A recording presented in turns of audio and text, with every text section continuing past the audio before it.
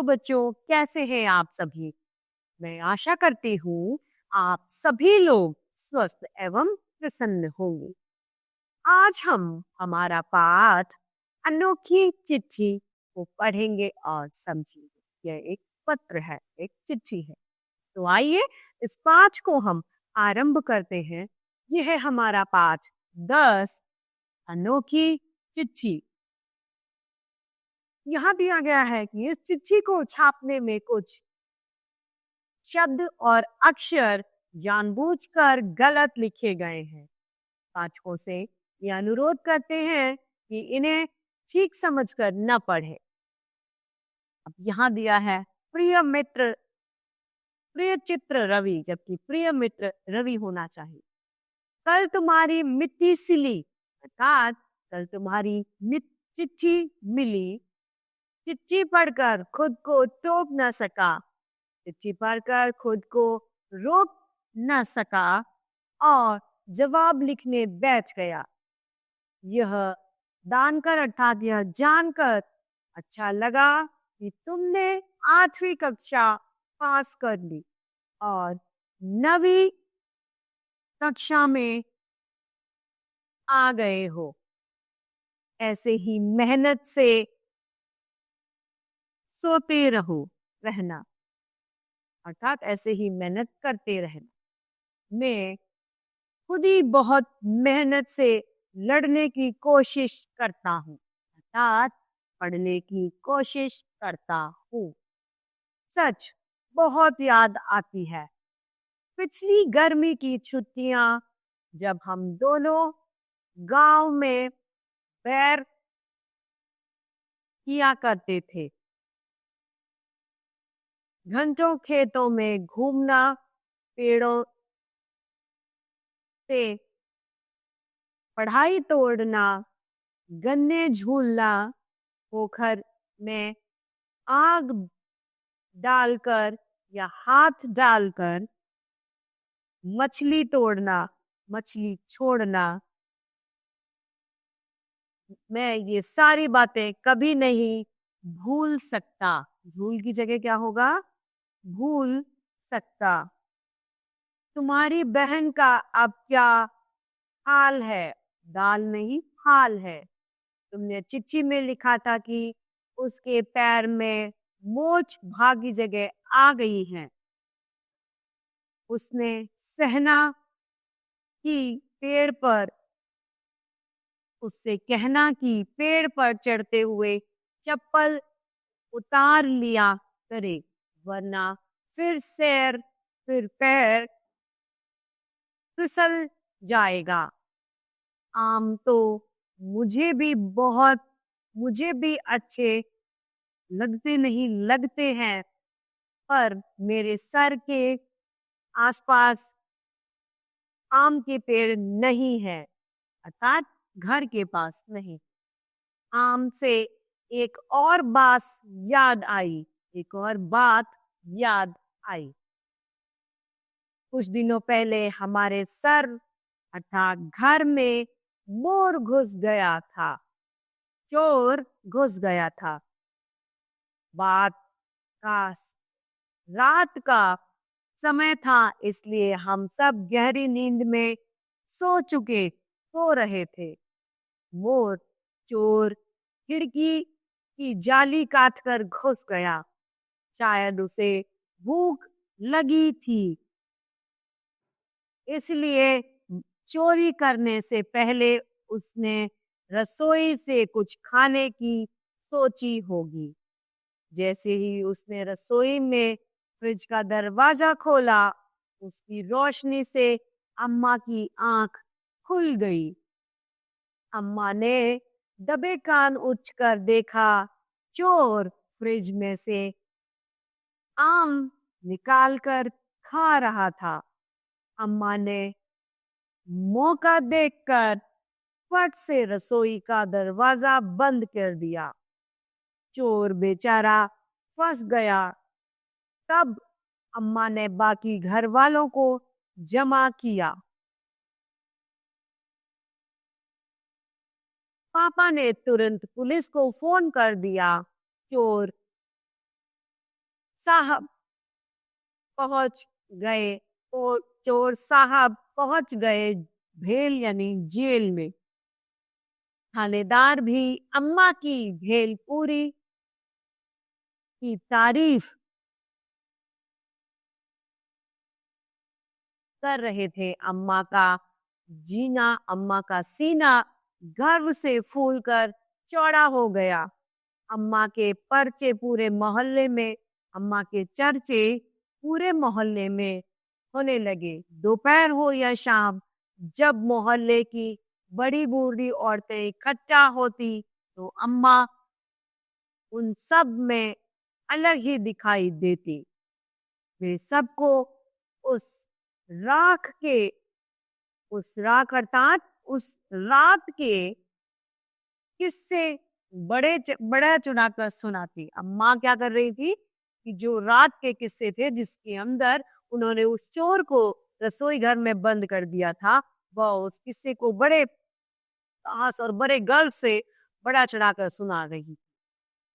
रे, मुझे तो पहले से ही पता था ये चोर लोग खाने पीने के बड़े शौकीन होते हैं। तुम सब भी अपने सरों अर्थात घरों में आम जरूर रखा करो। चोर को पकड़ना है तो कुछ चारा तो डालना पड़ेगा ना।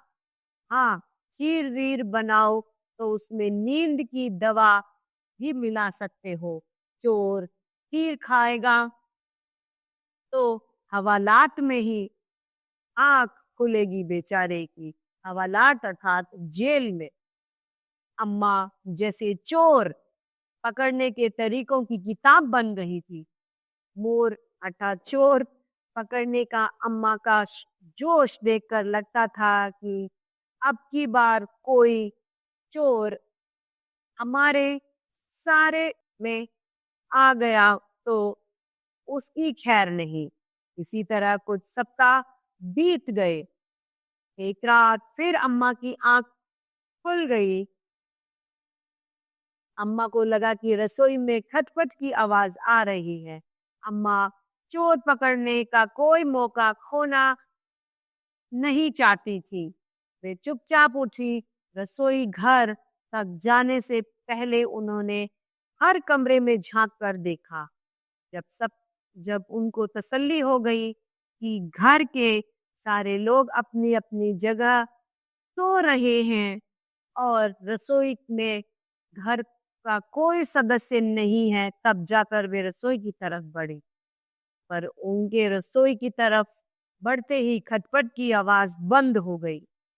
रसोई में फ्रिज की हल्की रोशनी जा रही थी। इसलिए इसलिए बात तो पक्की ये बात तो पक्की थी कि किसी ने फ्रिज खोला था। अम्मा फुर्ती अर्थात जल्दी से रसोई का दरवाजा बंद करके बाहर से कुंडी लगा दी। दरवाजा बंद होते ही अंदर से दरवाजा पीटने की आवाज आने लगी। बर्तन गिरने लगे और खड़खड़ और भड़बड़ की आवाज से हम सब जाग गए। जब वहां से आवाजें आने लगी तो सारे लोग जो रात को नींद में सो रहे थे वे सब भी जग गए। अम्मा खड़खड़ और भड़बड़ से भी तेज आवाज में चिल्लाने लगी, चोर चोर, पुलिस को फोन करो, चोर चोर। पापा ने तुरंत पुलिस को फोन कर दिया और कुछ ही देर में पुलिस आ गई। रसोई से आवाजें आनी बंद हो गई थी। हम सब थोड़ी दूर जाकर खड़े हो गए। अम्मा पुलिस के बहुत बात कहने पर थोड़ी पीछे हटी। एक सिपाही ने धीरे धीरे कुंडी खोली और दरवाजे को खिसकाया। दरवाजा खुलते ही बिजली की सी तेजी से कोई बाहर आया और पंखे पर उछलकर बैठ गया। उसे देखते ही हम सबको झटका सा लगा। मेरे मुंह से निकला, यह तो बंदर है। अब की बार चोर की जगह बंदर उनके घर में आ गया था। सिपाही अम्मा जी की तरफ देख रहा था। अम्मा जी को सूझ नहीं रहा था कि अब क्या कहे। पापा ने बाहर का दरवाजा खोल दिया ताकि बंदर बाहर जा सके। बंदर बेचारा खुद बड़ा हैरान परेशान था। राह मिलते ही बाहर चला गया। अगले दिन अम्मा जी मोहल्ले की औरतों को समझा रही थी, चोर हो या बंदर, आम तो सबको अच्छा लगता है। बंदर घर में घुस जाए तो उसे पकड़ने के लिए भी घर में आम जरूर होना चाहिए। अच्छा, अब पत्र बंद करता हूँ, मैं तुम्हारी चिट्ठी का इंतजार रहेगा। तुम्हारा मित्र सुमित। अब ये सुमित द्वारा लिखी गई चिट्ठी थी और किसको लिखी गई थी? रवि को। रवि जो इस चिट्ठी को पढ़ रहा था और सुमित जो इस चिट्ठी को लिख रहा था। इस तरीके से हमारा ये पत्र समाप्त होता है। आइए इसके शब्दार्थों को हम पढ़ते हैं। मेहनत का मतलब होता है परिश्रम, तारीफ अर्थात प्रशंसा, हवालात मतलब कैद खाना, फुर्ती अर्थात जल्दी से या तेजी से, परेशान मतलब मुसीबत में पत्र अर्थात खत। अब है अभ्यास कार्य। पहला है, बताओ क्या पढ़ा। क्या आपने कभी अपने मित्र या सहेली को पत्र लिखा है? जी हाँ, हमने हमारे मित्र या सहेली को पत्र लिखा है। ख, आप कभी अपने गांव गए हैं? गांव में आपने क्या क्या देखा? जी हाँ, मैं अपने गांव गई हूँ। मैंने या हमने वहां पर लहलहाते हुए पेड़ पौधे, ग्रामीण जीवन, घर, वहां के कच्चे घर, वहां के कुएं, सरकारी नलों को वहां पर हमने देखा। ग, किसने किसको चिट्ठी लिखी? यहाँ पर सुमित ने रवि को चिट्ठी लिखी थी। घ, थानेदार किसकी तारीफ कर रहे थे? थानेदार सुमित की माँ की तारीफ कर रहे थे। प्रश्न पहला, रिक्त स्थान भरो। अगले दिन सारी मोहल्ले की औरतों को समझा रही थी। अगले दिन माँ मोहल्ले की औरतों को समझा रही थी। ख, पापा ने तुरंत रिक्त स्थान को फोन कर दिया।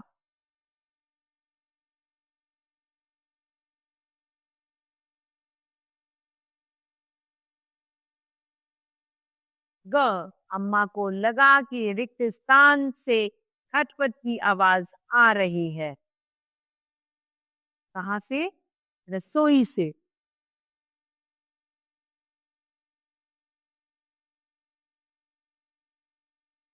घ, अम्मा जैसे रिक्त स्थान पकड़ने की किताब बन गई, चोर पकड़ने की किताब बन गई।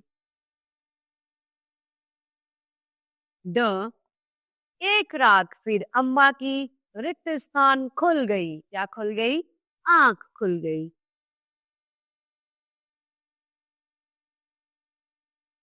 प्रश्न दूसरा, सही कथन के सामने सही तथा गलत के सामने गलत का चिन्ह लगाएं।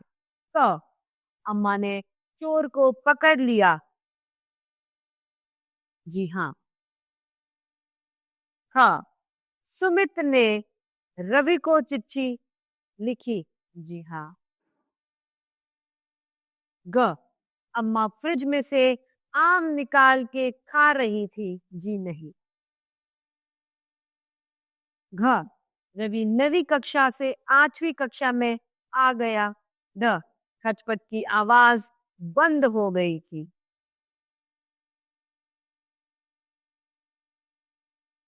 नहीं। निम्नलिखित प्रश्नों के उत्तर दीजिए।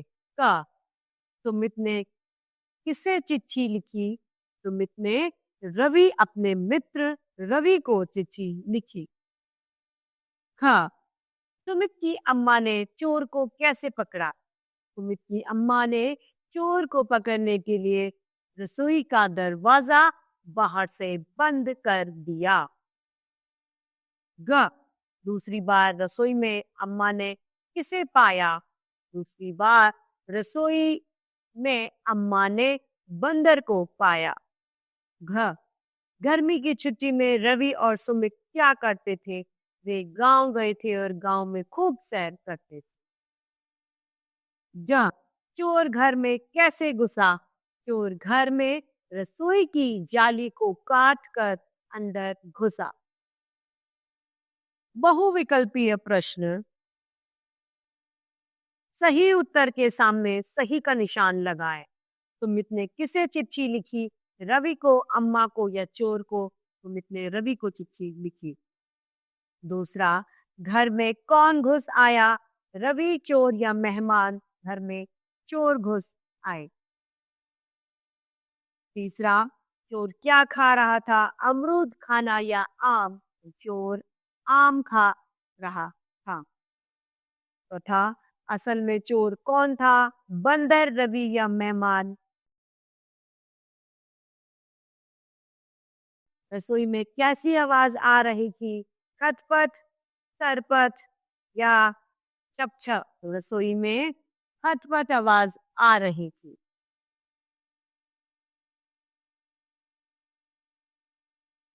प्रश्न पहला है, वाक्य बनाइए। चिट्ठी।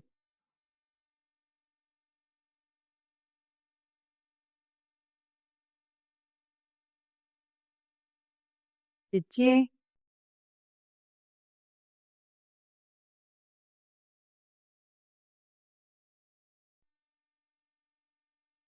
चोर।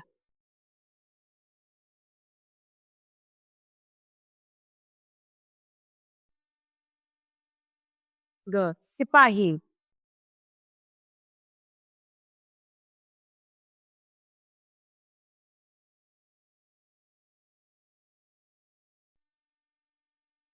घ पुलिस।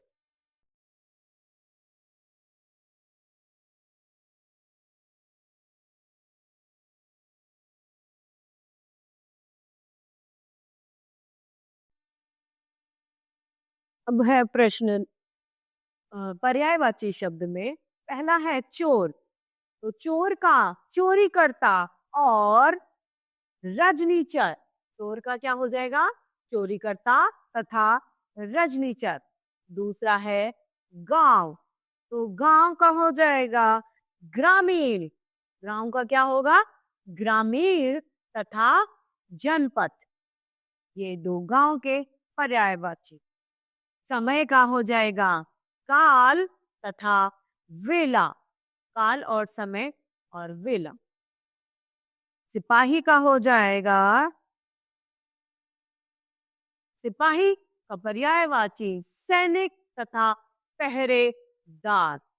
ये दोनों इसके पर्यायवाची हैं।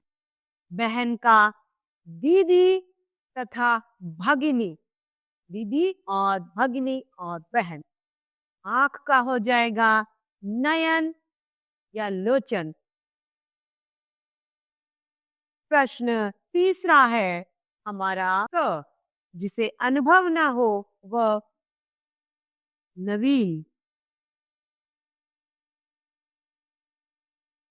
ख, जो क्षमा के योग्य ना हो अक्षम्य।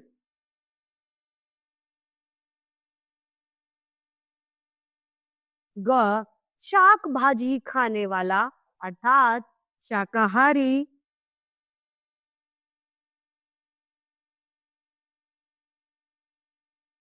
ख, मांस खाने वाला मांसाहारी।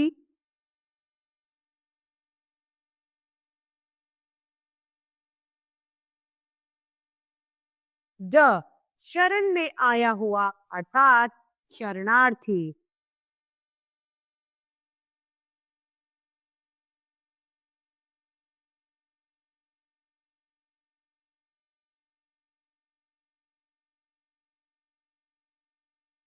तो इस तरीके से हमारा यह पाठ पत्र समाप्त होता है। मैं आशा करती हूँ आप सभी लोगों को यह पाठ भले भांति रूप से समझ में आया होगा। तो आज के लिए इतना ही। हम फिर मिलते हैं। धन्यवाद।